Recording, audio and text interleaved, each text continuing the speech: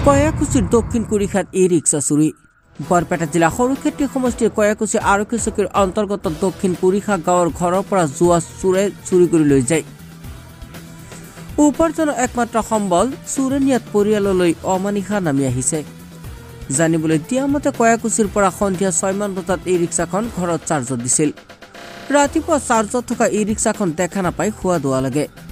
বিভিন্ন ঠাইত খবৰ লয় যদিও কোনো সম্ভেদ নোপোৱাত কয়াকুছি আৰক্ষী চকীত এজাহাৰ দাখিল কৰে। ই ৰিক্সাখনৰ নম্বৰ AS15ER4453। ই ৰিক্সাখনৰ কোনো সম্ভেদ পালে 9365949224 নম্বৰত যোগাযোগ কৰিবলৈ আহ্বান জনায়। নিউজ ডেস্ক ৰিপৰ্ট, দি পাব্লিক নিউজ। মই সন্ধিয়া কালি 5:30 মান বজাত গাড়ী লৈ ঘৰত আহিছোঁ আৰু চাৰ্জ দিয়াতে 8টা বজাত গাড়ীটো চাৰ্জত বহাইছিলোঁ। আৰু পুৱাই উঠি মই চাওঁ গাড়ীটো মোৰ নাই, কোনোবাই লৈ গৈছে চুৰ কৰি। মোৰ ই ৰিক্সা সাৰথী, নামটো সাৰথী, নাম্বাৰটো হৈছে AS15ER4453। কালাৰটো নীলা, ব্লু কালাৰ। কেতিয়া গম পালে যে গাড়ীখন? মই পুৱা আন্ধাৰ থাকাতে উঠি চাওঁ মোৰ গাড়ীটো নাই। কোনোবা কাৰোবাক দি সন্দেহ আছে নেকি? সন্দেহ মানে আমাৰ গাঁৱত আছে, চোৰ এটা আছে, এইটো মোৰ সন্দেহ হয়। ঘৰলৈ আহি থাকে, যোৱাকালি ঘৰৰ আগেদি ঘূৰা ফুৰা কৰিছে, দেখা পাইছে।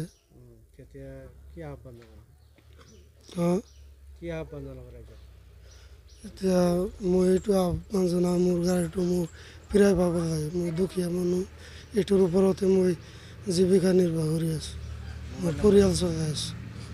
কেইজন পৰিয়াল? মোৰ 2টা ল'ৰা, মা আছে আৰু মোৰ ঘৈণীয়েক আছে। এইটোৰ ওপৰতে পৰিয়াল চলি আছোঁ। কোনোবাই যদি দয়া কৰি যদি সন্মুখত পৰে, যদি পায়, মোৰ এইটো নম্বৰত যোগাযোগ কৰিব, 9365949224। 9365949224, এইটো নম্বৰত যোগাযোগ কৰিব।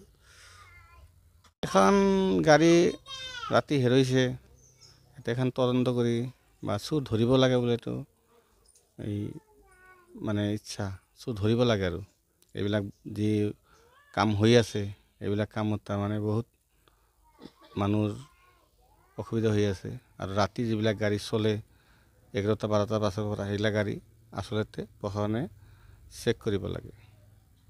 সেইটো আগত চোৰৰ তাণ্ডৱ হোৱা নাছিল, এতিয়া সঘনে চোৰৰ তাণ্ডৱ হৈ আছে, কি কয়?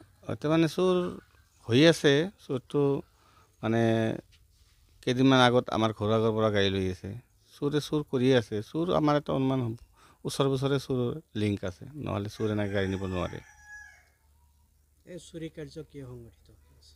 চুৰি কাৰ্য সংঘটিত হৈছে, এইটো চোৰে হেৰি কৰি আছে আৰু লাগা, চোৰে গাড়ী লৈ আছে। এতিয়া প্ৰশাসনক কি আহ্বান জনাব? এতিয়া প্ৰশাসনৰ আহ্বান, ৰাতি গাড়ীবিলাক চেক কৰিব লাগে, চেক কৰিলে গাড়ী ধৰাত পৰিবলৈ আশা হ'ব। গাঁওসমূহৰ পৰা যিখিনি বস্তু নিৰুদ্দেশ হৈ আছে, এতিয়া গাঁৱৰ মানুহক কি আহ্বান?